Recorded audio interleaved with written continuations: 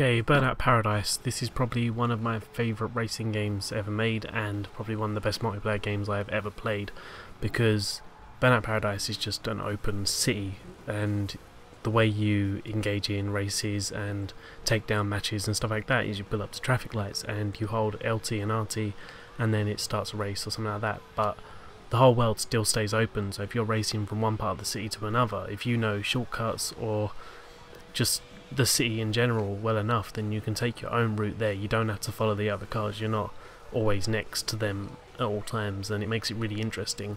And they've got a few different types of gameplay matches, as most Burnout games do. They sadly don't have crash, I don't think. I've never found crash in the game, so I'm going to say no.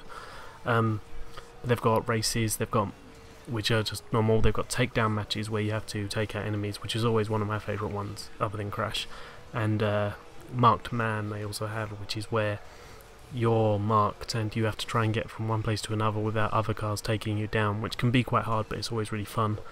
Yeah, but with multiplayer, when someone joins you in your game, you're both just in the city. You don't have to be near each other or anything like that. You can both just drive around, and the game really relies on your knowledge of the city, and earlier levels are generally quite easy, but later on in the game it really requires you to know your shortcuts and know your way around this world that you've been playing in for quite a while, and it's really, really interesting and one of my favourite racing games.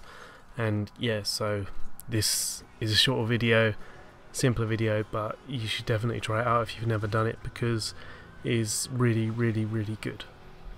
Thanks.